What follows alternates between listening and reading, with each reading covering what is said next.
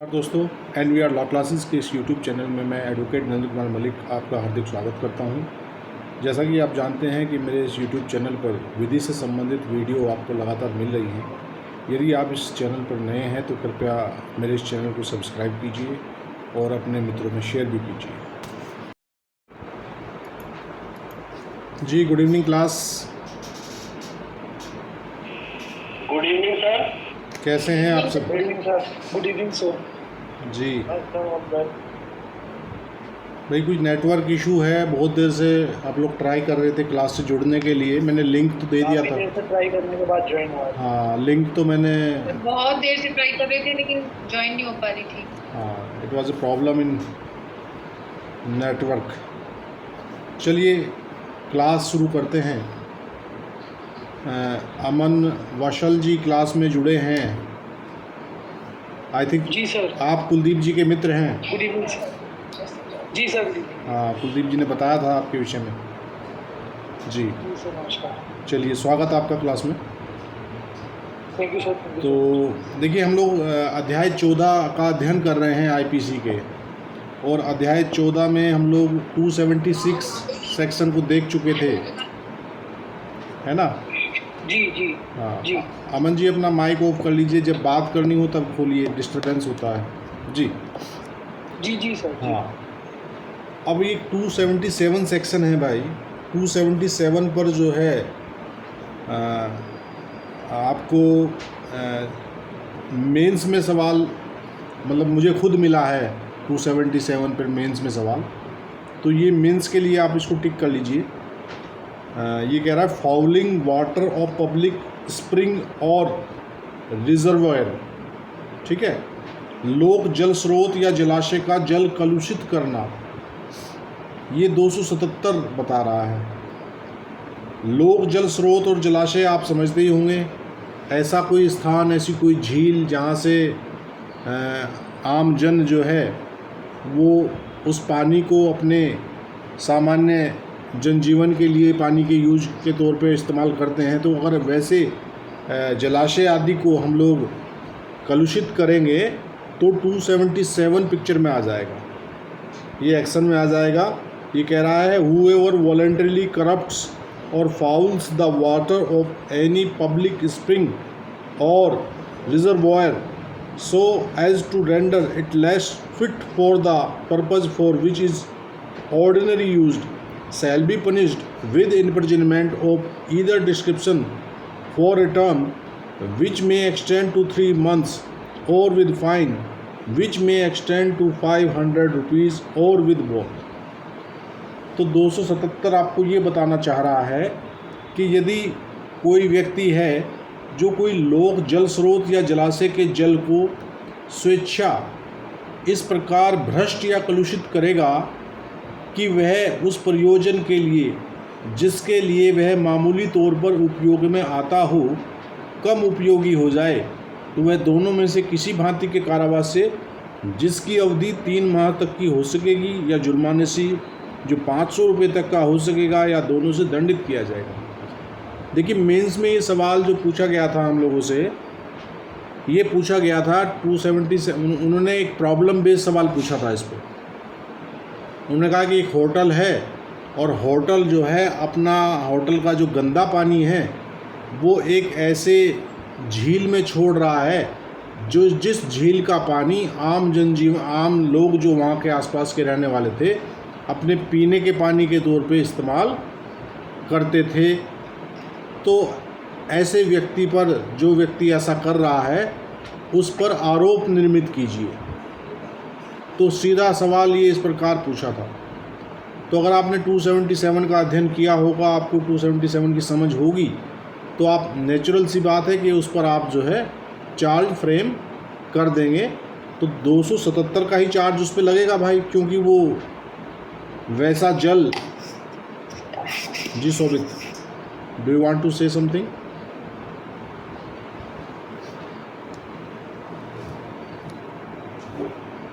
जी, तो 277 आप इसमें पनिशमेंट क्या हुआ है, ज़्यादा होना चाहिए आज के हिसाब को देखते हुए। हाँ, पनिशमेंट इसलिए कम दिया हुआ है कि जिस वक्त ये आईपीसी का निर्माण रहा होगा तो बहुत कम चांसेस रहते होंगे इस प्रकार के जल को कलुषित करने के लिए। तो जैसे जैसे जनसंख्या बढ़ी और हम लोगों ने नदियों को नालों के रूप में कन्वर्ट कर दिया, है ना, तो अब हमें लगता है कि ये जो पनिशमेंट है ये बहुत कम है, ज़्यादा हैवी होना चाहिए, ठीक है ना। तो उसके लिए अलग से प्रदूषण नियंत्रण अधिनियम वगैरह बने हुए हैं, बोर्ड बने हुए हैं, वहाँ उनको पेनल्टी वगैरह ज़्यादा का व्यवस्था है। लेकिन आईपीसी में 277 जो बात कर रहा है, यहाँ इतना ही पनिशमेंट है। हालांकि मैं आपकी राय से सहमत हूँ कि ये पनिशमेंट जो है कम है, इसमें वृद्धि की जानी आवश्यक है, वृद्धि की जानी चाहिए। चलिए 77 समझ आ गया इनू। Yes sir. 278 जो है वो एटमॉस्फेयर के बारे में बात कर रहा है, जो नॉक्सियस टू हेल्थ बनाता है, वायुमंडल को स्वास्थ्य के लिए अपायकर बनाना। 278 कह रहा है कि making atmosphere noxious to health, whoever voluntarily vitiates the atmosphere in any place so as to make it noxious to the health of persons in general dwelling or carrying on business in the neighborhood or passing along a public way shall be punished with fine which may extend to 500 rupees। आप वायुमंडल को स्वास्थ्य के लिए अपायकर बना रहे हैं तो केवल आप पर 500 रुपये का फाइन किया जाएगा, ठीक है।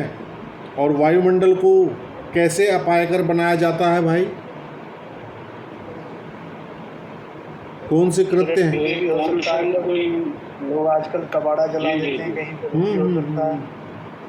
बिल्कुल, लोग जो है नेसेसरी भी कोविड पीरियड से पहले कहा था कि आप दीपावली के आप जो पटाखे छोड़ रहे हैं, पराली जलाने के लिए कहा था, वो बढ़िया से कर 1 बाय 1 बोलो। आप अमित और शोभित आप जो है साइमल्टेनियसली बोल रहे हैं, तो दोनों की ही आवाज़ सॉरी समझ नहीं आ रही है कि कौन क्या कहना चाह रहा है।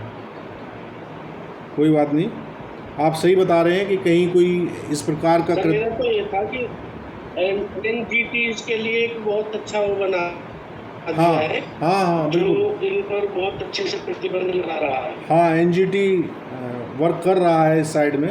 जो ये पराली वगैरह के मामले हैं वो भी यहीं कवर होंगे, चूँकि वो भी प्रदूषण, उनको क्या होता है, वायु प्रदूषण होता है, ठीक है। पर बाकी ठीकरा फोड़ा जाता है किसानों के सर। तो प्रदूषण तो दिल्ली वाले अपने आप में इतना कर लेते हैं और वो ठीकरा फोड़ देते हैं पंजाब हरियाणा के किसानों के सिर, जबकि वो प्रदूषण जो आता होगा वो पंजाब और हरियाणा के गाँव में से ही तो होके आता होगा। और दिल्ली में ये समस्या कब उत्पन्न होती है? नॉर्मली ये जब वो स्मोक जिसको बोलते हैं, नवंबर दिसंबर में या दिवाली पे आप अरबों खरबों के तो पटाखे फोड़ोगे, है ना, और एक एक फैमिली में 10-10 गाड़ियाँ लेके घूमोगे, और प्रदूषण का ठीकरा किस पे फोड़ोगे? उन बेचारे किसानों पे जो सदियों से अपने अवशेष को जलाते आ रहे हैं। भाई गन्ने के बाद गन्ने की पत्ती भी जलाई जाती थी, है ना, लेकिन पकड़ किसकी होती है हमारे देश में? कमज़ोर कड़ी की पकड़ होती है। मजबूत आदमी को कोई कुछ नहीं कहता। किसान सबसे दीनहीन अवस्था में नज़र आता है, उसके खिलाफ एफआईआर कर देंगे।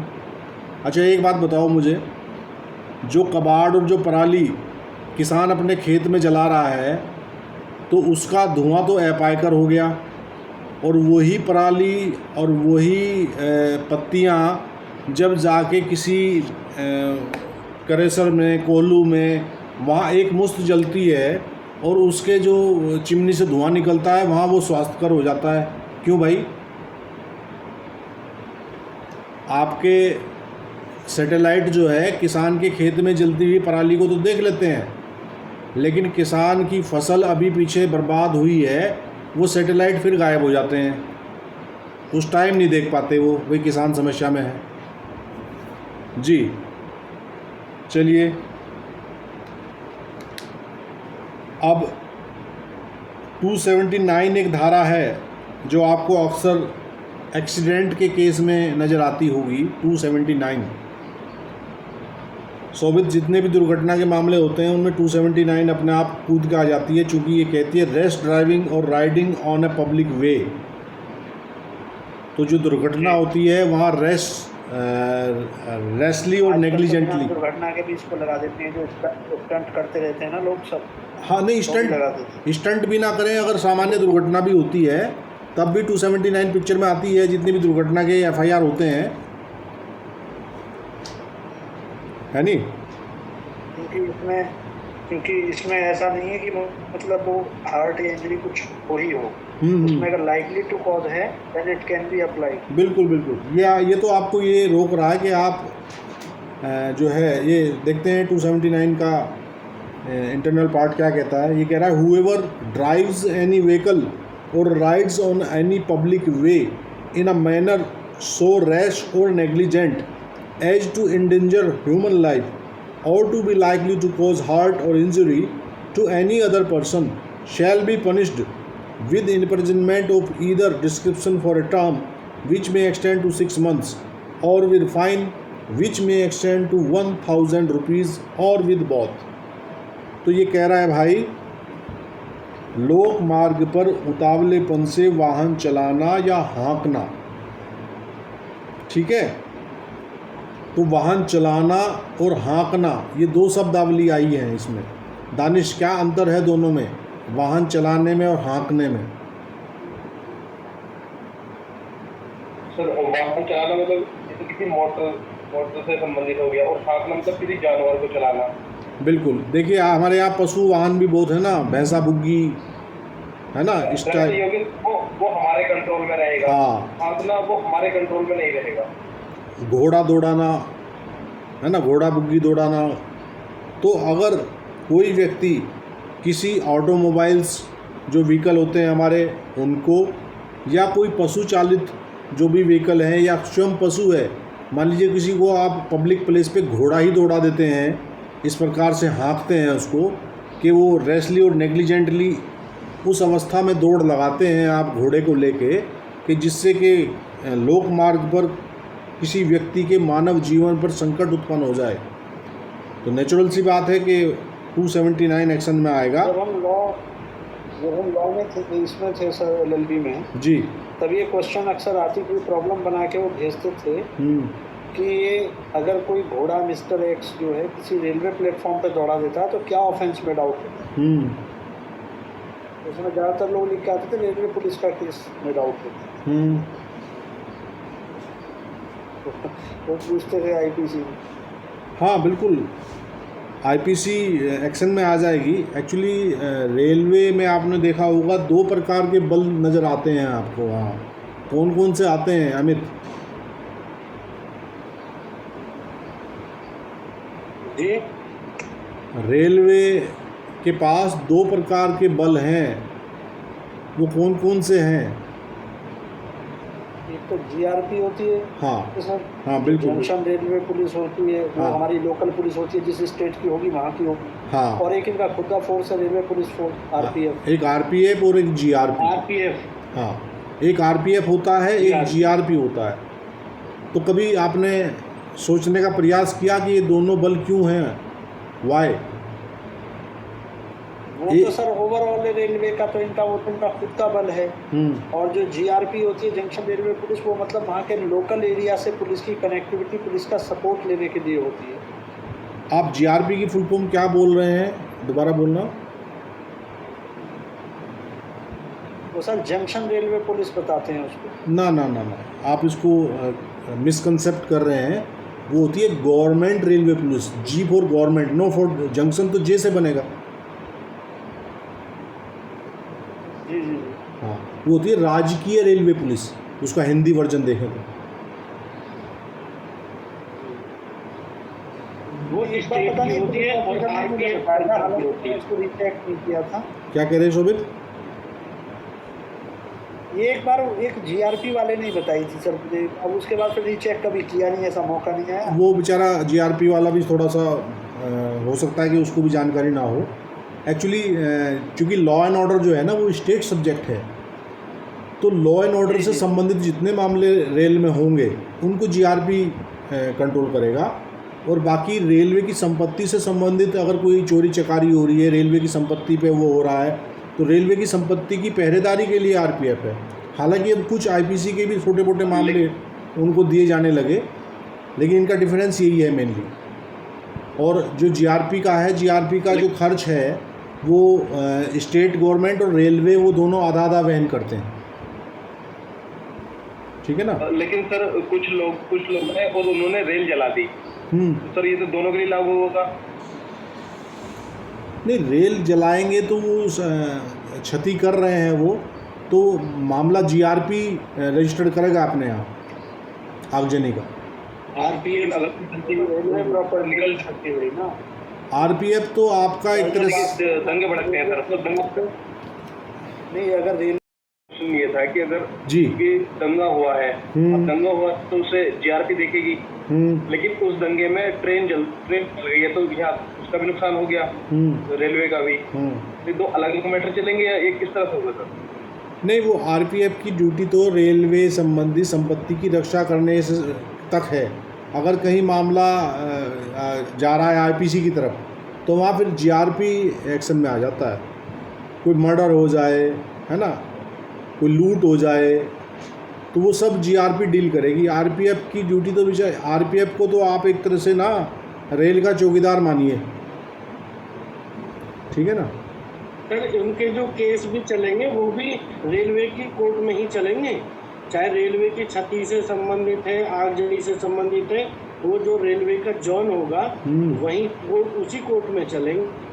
नहीं, वो साधारण कोर्ट में नहीं चलेंगे, वो हमारी जो कोर्ट। नहीं, रेलवे का कंपनसेशन संबंधी मसले तो एक अलग से आरएसीटी बना हुआ है, वो तो आप सही कह रहे हैं। आईपीसी से रिलेटेड मामले भी सर थोड़ा सा, इस पे जो मेरी नॉलेज है हो सकता है वो गलत हो, बट मैंने अभी तक जितने भी मामले देखे हैं उसमें कुछ इस तरह, मान लीजिए 2 पैसेंजर्स की लड़ाई होती है ट्रेन में,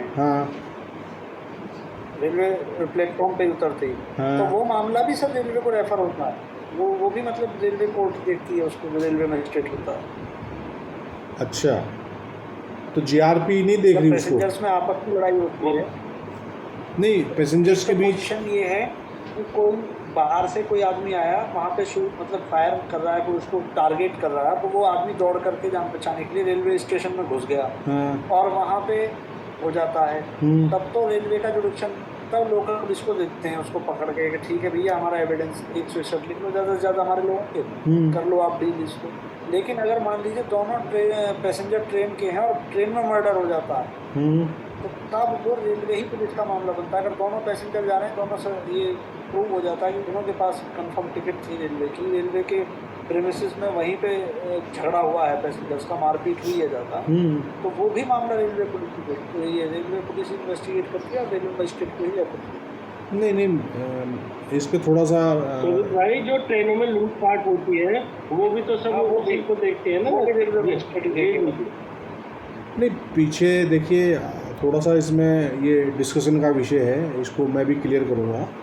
बाकी जो स्टेट्स के अगेंस्ट अपराध हैं, जहर खुरानी वाले भी है जितने ये जो पॉइजन दे के सुंघा के चले जाते हैं, लूट लेते हैं, ये सब रेलवे मजिस्ट्रेट देखता है, इसमें हम लोग उन्हीं के कोर्ट में चलते हैं। अच्छा, नहीं, अभी पीछे हमारे पास ही मसला आया था, उसमें दो पैसेंजर्स के बीच झगड़ा हुआ, ट्रेन में सीट को लेके विवाद हुआ, तो वो आईपीसी का मुकदमा दर्ज हुआ और जीआरपी थाने में दर्ज हुआ और हमारी सामान्य कोर्ट में वो चल रहा है ना। जीआरपी का जुरिस्डिक्शन एक वो रेफर कर देते हैं सर बाद में, अगर वो समझते हैं ज़रूरी नहीं है, बाकी तो ये मोस्टली रेलवे मजिस्ट्रेट कहीं पे चलते हैं, हमारे यहाँ भी क्योंकि जीआरपी थाने का 20 साल पुराना मुकदमा है, और उसकी जो है मारपीट हुई थी खूब दबा के लाठी डंडों से वहाँ पे पैसेंजर्स की, कभी मतलब 22-24 साल पहले, और वो मुकदमा अब तक भी अलीगढ़ वो अपनी गेट लगाने थे, वो कई बार उसने हाथ जोड़ लिए, वहाँ दिया जेल रह ली, हमसे पैसा ले लो, बोले नहीं तुम आते रहो। नहीं, जीआरपी जुरिस्डिक्शन के लिए भी तो हमारे यहाँ जो कोर्ट्स के अंदर जो है वो मजिस्ट्रेट एक रेफ़र होता है, जैसे थाने बटे होते हैं ना, तो एक जीआरपी का थाना भी एक किसी भी मजिस्ट्रेट को, जैसे सीजीएम चाहे वो एक मजिस्ट्रेट पे जीआरपी का भी जुरिस्डिक्शन होता है, और जीआरपी से संबंधित जो मसले होते हैं वो सर कई बार क्या होता है, बड़े जंक्शन है रेलवे के, वहाँ पे एक मजिस्ट्रेट जैसे गाजियाबाद पे है, एक मजिस्ट्रेट वहाँ स्पेशल स्टेशन पे ही बैठा रहता है, रेलवे मजिस्ट्रेट की नियुक्ति होती है, बिल्कुल होती है। वो अगर खुद ट्रायल सुन सकता है तो वो खुद सुनता है, और अगर खुद नहीं सुन सकता है, हाँ उसको जुडिक्शन नहीं है, मान लीजिए सेशन ट्रायल चाहिए, तो गाजियाबाद कमिट करके भेज देता है, गाजियाबाद कोर्ट उसको सुनती है। जी जी, चलिए। तो 279 भाई क्लियर हो गया आपको। 279 एनू। Yes sir. इसमें सर 279 में हमारे एक एसएसपी आए थे, उन्होंने केवल रॉन्ग जो टर्न लेते हैं, रॉन्ग साइड टर्न, उस पर भी 279 में एफआईआर कराई थी। तो बाद में मैंने उसमें बेल भी कराई और गाड़ी भी रिलीज कराई। तो केवल वो फर्स्ट टाइम था कि 279 में कोई एफआईआर हो। बाद में उसको लोक अदालत में डिस्पोज ऑफ करा दिया गया, नहीं तो 279 किसी और सेक्शन आईपीसी के साथ ही लगता है। हाँ तो एक्सीडेंट में है, तो 338 में। 279 में जो आपने फैक्ट बताए कि आप अगर रोंग साइड जा रहे हो, है ना, यही तो कह रहे हो ना? तो रोंग साइड अगर आप जाओगे तो निश्चित रूप से आप 304A के साथ लगता है। हाँ 304A के साथ, 337 38 के साथ 279 लगता है, ठीक है ना। लेकिन अगर 270 वो केवल 279 ही था। हाँ। केवल 279। नहीं अमित भाई, 279 इंडिपेंडेंटली भी लग जाएगा अगर आप ऐसा कोई कृत्य कर रहे हैं जो कि मानव जीवन को संकट पैदा कर रहा है। मान लीजिए हम रोंग साइड पे गाड़ी दौड़ाएंगे अपनी, तो नेचुरल सी बात है कि जो राइट्स मतलब अपनी सही दिशा में बंदा आ रहा है उसको खतरा बन रहे हैं ना उसके लिए। तो 279 आवश्यक नहीं है कि 279 के साथ और आईपीसी की धाराएं लगे को ऐसे दौड़ाते हैं जैसे नागिन जा रही हो, ऐसे ऐसे जिग जैग। तो अगर उसको पुलिस पकड़े, सर वो नेट पे रील बना के डालते हैं ना, तो फिर मैंने देखी कई एफआईआर उसमें 279 में ही आती है वो सारी FIR। नेचुरल सी बात है कि वो 279 में ही आएंगी। चलिए 280, 281, 282, 283, 284 ये सभी धाराएं आप जो है ये सेल्फ देख लीजिएगा, बहुत ज़्यादा एग्ज़ाम ओरिएंटेड नहीं है। आप देखते हैं 289 एक सेक्शन है, इसको देख लेते हैं। 289 कह रहा है negligent conduct with respect to animal, ठीक है। जीव जंतु के संबंध में उपेक्षापूर्ण आचरण यदि कोई करेगा तो 289 एक्शन में आएगा, ठीक है। Whoever knowingly or negligently omits to take such order with any animal in his possession as is sufficient to guard against any probable danger to human life or any probable danger or grievous hurt from such animal shall be punished with imprisonment of either description for a term which may extend to 6 months or with fine which may extend to 1000 rupees or with both। ये कह रहा है जीव जंतु के संबंध में उपेक्षापूर्ण आचरण, जो कोई अपने कब्जे में के किसी जीव जंतु के संबंध में ऐसी व्यवस्था करने का जो ऐसे जीव जंतु से मानव जीवन को किसी अभिसंभाव्य संकट या घोर उपैती के किसी अभिसंभाव्य संकट से बचाने के लिए पर्याप्त हो, जानते हुए या उपेक्षापूर्वक लोप करेगा, वह दोनों में से किसी भारतीय के कारावास से जिसकी अवधि 6 माह तक की हो सकेगी या जुर्माने से जो 1000 रुपये तक का हो सकेगा या दोनों से दंडित किया जाएगा। क्या समझे एनू, क्या समझ आया 289 क्या कह रहा है?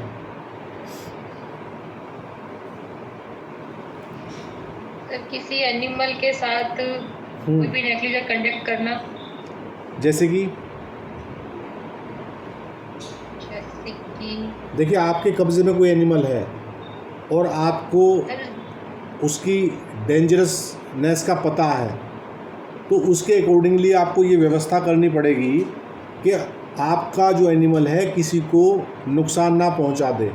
यदि आप वैसी व्यवस्था करने का लोभ करते हैं तब आपके ऊपर 289 लगेगी। जैसे जो कुत्ते पालते हाँ, हैं, बिल्कुल। तो किसी को खा जाता है हाँ, और उन्होंने उसको खोल रखा है, बिल्कुल बिल्कुल, तो यहाँ यही सेक्शन अप्लाई होगा। बिल्कुल भाई। कुछ जैसे पिटबुल वगैरह, हाँ पिटबुल वगैरह के आपने केस सुने होंगे। अभी लखनऊ में एक पिटबुल ने अपनी मालकिन को ही फाड़ डाला था, है ना। तो इस प्रकार के अगर कोई डेंजरस डॉग्स हैं तो आपको नेचुरली है कि अगर आप उसे बाहर पब्लिकली लेके जा रहे हैं तो आपको क्या चाहिए कि उसको मुख बंदनी बांध के लेके चलें। आपको पता है कि आपके पास ये तो बड़ी क्वेश्चन है सर, अगर देखा जाए हाँ तो इसमें सिर्फ 6 मंथ्स का तो इम्प्रिजनमेंट है, 1,000 रुपये का जुर्माना। मान लो हमें किसी का मर्डर ही करना, तो हम खुद क्यों करें, फिर 5-6 पिटबुल छोड़ दें उसके ऊपर। हाँ, ये बात भी आपकी सही है। भैया फिर लेकिन इंटेंशनली आ जाएगा ना कि छोड़ के जा रहे हैं वो वहाँ अगर इंटेंशन इंटेंशनली हो तो इसमें भी तो लिख रहा है कि नोइंगली और नेग्लिजेंटली, तो नोइंगली छोड़ेंगे हम। कवर हो रहा है ना उसमें। बिल्कुल, लेकिन यदि ऐसे तथ्य आ गए कि मामला इंटेंशनली था और ये पूर्व नियोजित ढंग से ऐसा हुआ है तो वहाँ फिर मर्डर के चार्ज भी लग जाएंगे। आपने देखा होगा कई वो तो है सर, देखो जी भैया, वही तो है इसमें। कई मामलों में जैसे कि दुर्घटना हुई सामान्यतः गाड़ी से तो 304A लगेगी, और जहाँ ये फैक्ट आ गए रिकॉर्ड पे कि ये तो भैया 304A जो है ना मतलब इंटेंशनली प्रोग्राम करके ऐसा किया है। प्रीमेडिटेटेड था, ये हाँ। साबित करना तो बड़ा मुश्किल है। ये तो है। जैसे मान लो एक छोड़ दिया कुत्ता, उस पर अच्छा जर्मन शेफर्ड या कोई पिटबुल, हाँ और इसमें जो नोइंगली वर्ड आया है ना, इससे सारा गेम हुआ। सब नोइंगली मतलब उसको हाँ। मालूम है कि जानवर मेरा इसे मार देगा। उसको पता है कि आपका जो कोई भी जानवर हो सकता है, वो कुत्ते का तो हम बेचारे को बदनाम कर रहे हैं खाली, आपके पास कोई मरखना झोटा भी हो सकता है। जी जी जी, हाथी से कुचलवा देते हैं लोग। हाँ ना, तो ये सब डिपेंड करेगा फैक्ट टू फैक्ट। अब जैसे मुजफ्फरनगर में एक बहुत बहुचर्चित केस हुआ था, उदयवीर हत्याकांड, तो उसमें क्या यूज किया था, ट्रक यूज किया गया था। चेयरमैन था वहाँ के, हाँ। तो विक्की त्यागी ने शायद कराया। हाँ, वो विक्की त्यागी का प्रोग्राम था सारा। और फिर उसको कोर्ट में मार दिया था वहाँ, उसमें मलिक था एक हाँ, लड़का वो था। सागर मलिक था लड़का जी, वो जुनैल का फिर लाभ ले गया, है ना। उसने बड़ी अच्छी तैयारी की थी, बताते हैं सर, 1 महीने तक ट्रेनिंग ली थी कि हाँ, वो सरदार के गेटअप में आया और एडवोकेट ड्रेस पहन के आया, रैकी की बाकायदा। हाँ, उसने पगड़ी में रख के पिस्टल हाँ। लाके, मतलब बड़ा अजीब सा वो वाकया बहुत दिन तक चर्चित रहा कि कोर्ट में भी मर्डर हो जाता है बिल्कुल, कस्टडी। और वो 2 भाई हैं। शोभित भाई, इसके लिए सबसे अच्छा है आप मगरमच्छ पाल लें उनकी तरह, प्रताप सिंह की तरह, और उन पे नहीं, वो तो फिर ऐसा ना, उसमें ले जाके आदमी डालेंगे तो हमारा इंटेंशन पता चल गया ना, फिर हम एक्सीडेंटल उसका कैसे लेंगे। अब कुत्ता तो हम कहते हैं भैया नहीं संभला हमसे, खींचा बहुत हमने। देखिए 290 देख लीजिए, हमें 290 देख लीजिए भाई, 290 पे आइए। कहते हैं भैया हम तो खुद परेशान हैं। देखिए 268 में हम लोक न्यूसेंस पढ़े हैं और वहाँ हमें कुछ दंड तो मिला नहीं था लोक न्यूसेंस के विषय में। 290 बता रहा है punishment for public nuisance in cases not otherwise provided for. ये कह रहा है कि whoever commits a public nuisance in any case not otherwise punishable by this code shall be punished with fine which may extend to 200 rupees only। क्या समझे? 290 ये कह रहा है कि जो कोई किसी ऐसे मामले में लोक न्यूसेंस करेगा जो इस संहिता द्वारा अन्यथा दंडनीय नहीं है तो वह जुर्माने से जो 200 रुपये तक का हो सकेगा दंडित किया जाएगा। क्यों? पीछे हमने किस धारा में पढ़ा न्यूसेंस? 268 में का पनिशमेंट है, 290 में है 268 न्यूसेंस का केवल पनिशमेंट है 290 में। हाँ, केवल न्यूसेंस का। जी जी जी 290 समझ आ गया इनू? जी सर। और 291 भी इम्पोर्टेंट धारा है, इसको कनेक्ट कर लीजिए 133 CRPC से। ये कह रहा है कि continuance of nuisance after injunction to discontinue. 133 में रोकने का आदेश जारी करने का है ना, उनको न्यूसेंस बंद करने का भी आदेश दे सकते हैं कार्यकारी मजिस्ट्रेट महोदय, है ना। तो ये कह रहा है 291 whoever repeats or continues a public nuisance having been enjoyed by any public servant who has lawful authority to issue such injunction not to repeat or continue such nuisance shall be punished with simple imprisonment for a term which may extend to 6 months or with fine or with both. ये कह रहा है 291 कह रहा है भाई कि जो कोई किसी लोक सेवक द्वारा जिसको किसी न्यूसेंस की पुनरावृत्ति न करने या उसे चालू न रखने के लिए व्यादेश प्रचलित करने का प्राधिकार हो, तो ये प्राधिकार हम कहाँ पढ़ते हैं? CRPC में पढ़ते हैं। ठीक है।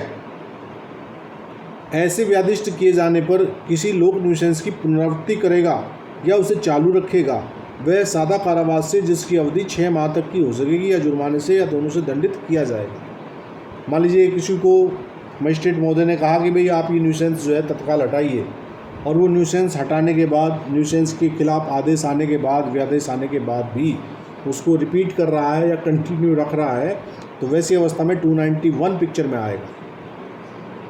क्या समझे भैया? क्लियर है भाई? जी सर। अमन जी आपको समझ आ रहा है बताया हुआ हमारा? हाँ जी सर, आ रहा है। सर इसमें जो बताते, हाँ तनिष क्या कह रहे हो? जैसे कि कभी कभी मर्डर हो जाता है और लोग उससे FIR लॉन्च नहीं होती है या उसका प्रदर्शन करने के लिए कभी कभी लास्ट रोड पे रख देते हैं, तो वो 291 में आएगा, क्योंकि मर्डर करने के बावजूद भी अगर नहीं हटते तो 291 में आएगा वो।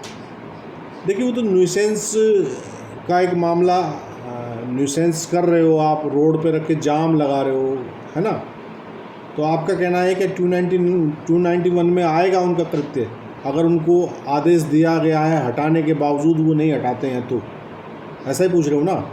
जी सर जी। हाँ, नेचुरल सी बात है कि अगर न्यूसेंस बंद करने के लिए उनको बोला जा रहा है कोई कॉम्पिटेंट अथॉरिटी कौन है इसमें? DMSPM रहेंगे सर। हाँ, और जहाँ कमिश्नरेट है वहाँ शोभित ACP DCP को भी राइट है वहाँ पर DCP हो जाएगा सर। हाँ, तो वैसी अवस्था में पुलिस को भी होगा क्या? लोकल पुलिस में सिर्फ SHO करने के लिए उच्च अधिकारी, जो थाने का उच्च अधिकारी होगा। नहीं, एक्चुअली कॉम्पिटेंट अथॉरिटी जो है उसमें वो ही माने गए हैं जिनको मजिस्ट्रेट पावर हो। ये तो केवल रिपोर्ट कर सकते हैं। जो पुलिस अधिकारी है ना, वो 133 में लिखा हुआ है कि या तो पुलिस के बारसाधक अधिकारी द्वारा या अन्यथा सूचना प्राप्त होने पर वहाँ वो उनको रिपोर्ट करने का राइट है, वो उसको रिपोर्ट कर देंगे कि सर ऐसी ऐसी व्यवस्था है, आप इसके लिए आदेश जारी करें, तो वो आदेश जारी। लेकिन सर अगर अधिकारी नहीं आ पाते तो अपनी पावर SHO को दे सकते हैं सर? नहीं, पावर डेलीगेट पावर नहीं है उनके पास कि वो डेलीगेट कर दें SHO, वो अपना आदेश करेंगे। ठीक है ना? क्यों शोभित? कि वो 291 लगाएं कि या ना लगाएं? हाँ, वो 291 का मुकदमा कायम करा सकते हैं अगर वो एक आदेश के बावजूद नहीं हट रहे हैं वहाँ से, तो निश्चित रूप से मुकदमे कायम होते हैं। जो रोड जाम करते हैं, रेल जाम करते हैं, उनके खिलाफ मुकदमे कायम होते हैं। जो जैसे क्या कहते हैं, रेजिडेंशियल एरिया में जो डीजे नाइट वगैरह में डीजे प्ले करते हैं, उनको बार बार रोकते हैं, तो हाँ, वहाँ पे भी ये 291 बिल्कुल, वो भी तो न्यूसेंस ही है, वो भी न्यूसेंस है, नेचुरल सी बात है। राइट। 292 इम्पोर्टेंट सेक्शन है जो बात करता है सेल एटसेट्रा ऑफ ऑब्सिन बुक्स इस एटसेट्रा। तरह भी हुआ ना था, जैसे कि मान लीजिए किसी मैरिज होम में कोई उस लोकेलिटी में और लोग भी रह रहे हैं, ड्वेलिंग हाउसेस भी हैं वहाँ पे, और DMSSP ने एक बार उसको निर्देशित कर दिया भाई 10 बजे के बाद आप डीजे नहीं लगाएंगे, but still he is continue. हाँ बिल्कुल, वो उसके नॉट रेडी टू, उसके लिए अलग से कोई विशेष आदेश जारी कराने की आवश्यकता नहीं है। एक मुश्त आदेश हुआ है कि 10 बजे के बाद आपका चलाना अवैध है, तो उसके लिए वहाँ 291 खड़ा हो जाएगा 10 बजे के बाद। स्पेशल ऑर्डर लाने की आवश्यकता ही नहीं है उसके लिए, वो तो ऑलरेडी एक प्रोमलगेटेड ऑर्डर है ना, वो कंटिन्यूअस कर रहा है न्यूसेंस की। हाँ, वो एक बार चलो उसको मना कर दिया, 2 बार मना, वो रोज ही कर रहा है उसका। बिल्कुल। तो ये मामले शोभित, इन मामलों में सजा का और जुर्माने का इतना निम्नतम स्तर है कि कोई इन धाराओं को धारा ही नहीं मानता। अब क्या लिखा हुआ है? वही तो सर प्रॉब्लम है, जो मैं कह रहा हूँ। तो बुलडॉग वाला, जो पिटबुल वाला हम कह रहे थे, हाँ, मर्डर के लिए, वो तो मतलब बड़ी अच्छी चीज़ है। और ये 304A में आप देखिए, अगर इसको मर्डर में कन्वर्ट कर देते हैं, उस तरह कुछ इसको थोड़ा सा कर देते हैं, तो आप देखिए सर, इसमें आधे से ज़्यादा एक्सीडेंट होने बंद हो जाएंगे। बिल्कुल बिल्कुल बिल्कुल बिल्कुल। और मतलब ऐसा हुआ था सर, एक रोडवेज का ड्राइवर था, उसका केस था 15 साल पुराना। हाँ, और मैंने एक दिन मजिस्ट्रेट साहब थे, विदेश चंद्रा जी थे, हाँ। वहीं पे नोएडा। तो मैंने उनसे कहा था, मैंने कहा सर ये बेचारा बुजुर्ग आदमी है, डीटीसी का ड्राइवर है, वो एक्सीडेंट हो गया 15 साल। उन्होंने कहा वो इतना वो हुए 5-6 बार बोला, वकील साहब उन्होंने बेचारा कैसे कहा इसको, आप कभी रात में निकले नहीं है रोड पे, आप देखिए जरा रोडवेज वालों को इतनी सी भी साइड नहीं देते। उन्होंने हाथ से इशारा करके बताया। और उन्होंने ये बताया कि मैं हॉर्न मार के एक बार आगे निकल गया अपनी गाड़ी से, गढ़मुक्तेश्वर की तरफ से कहीं से आ रहा था। बोला गाजियाबाद तक उसने हर कोशिश की, उस ड्राइवर ने मुझे पूछने की, मैं गाड़ी भगा के लाया, वो मेरे पीछे पीछे, मुझे लग रहा मेरी गाड़ी पे चढ़ाएगा। हाँ। ये लोग मतलब इस तरह की कुछ मेंटेलिटी, साइकोलॉजी की होती है। आप रात में देखें, जैसे ट्रक का ड्राइवर है सर, बस का ड्राइवर है, उसकी सीट काफ़ी ऊंची होती है। बिल्कुल बिल्कुल। तो वो मतलब ये साइकोलॉजिकली ये लोग मानते हैं कि नीचे वाले जो कीड़े मकोड़े हैं, हाँ, वो किसी को भी कुचल दूँ, कुछ भी कर दूँ, रात में नोइंगली भी इधर उधर मार देते हैं। चलते देखते इनमें तो ना पब्लिक वहाँ निकालते हैं। वो उनको अपने आप को मानते हैं कि हम राजा महाराजा की सीट पे बैठे हुए हैं, इतने ऊंचे पे सिंहासन पे तो जो है बादशाह सलामत बैठा करते थे। ये ऊंची सीट का कल्चर जुडिशरी का नहीं देखते सर, उन्हें भी तो लगता है कि पेश किया जाए। बिल्कुल सही कह रहे हो। तो भैया तो दूसरा रीजन, ट्रक चलाने का टाइम बहुत लिमिट का होता है उनका, वो पूरे 24 घंटे नहीं चला सकते अपने मनमर्जी के मुताबिक। तो बिल्कुल वो उस कम से कम टाइम में ज़्यादा से ज़्यादा दूरी तय करना चाहते हैं। बिल्कुल सही कह रहे हो। चलिए, जो अगला सेक्शन है, लेंथी सेक्शन है 292, इसको कल की क्लास में डील करेंगे। अभी क्लास का टाइम भी ओवर हो रहा है और भरत सर क्लास के लिए अवेलेबल हैं, वो आने ही वाले हैं, आप वेट कीजिए उनका, ठीक है।